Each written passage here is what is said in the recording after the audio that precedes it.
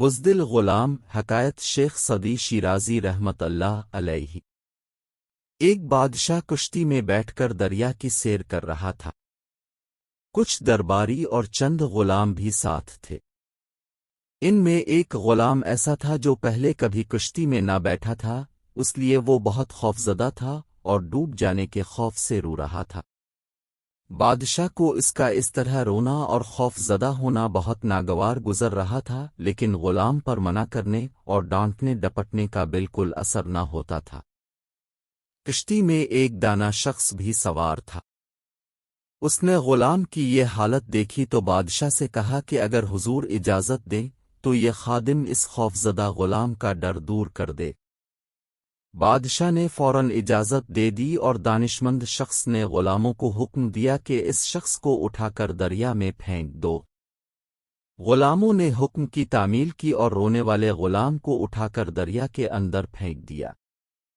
جب وہ 3-4 غوطے کھا چکا تو دانا شخص نے غلاموں سے کہا کہ اب اسے دریا سے نکلا کر کشتی میں سوار کر لو، چنانچہ غلاموں نے اس کے سر کے بال پکڑ کر کشتی میں گھسیٹ لیا، اور وہ غلام جو ذرا دیر پہلے ڈوب جانے کے خوف سے بڑی طرح رو رہا تھا، بالکل خاموش اور پرسکون ہو کر ایک طرف بیٹھ گیا۔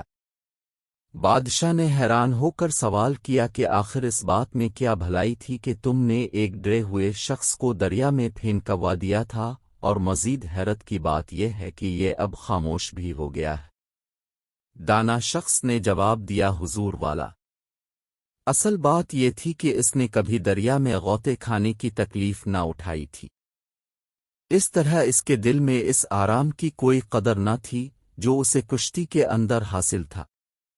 اب ان دونوں کی حقیقت اس پر روشن ہو گئی اور خاموش ہو گیا۔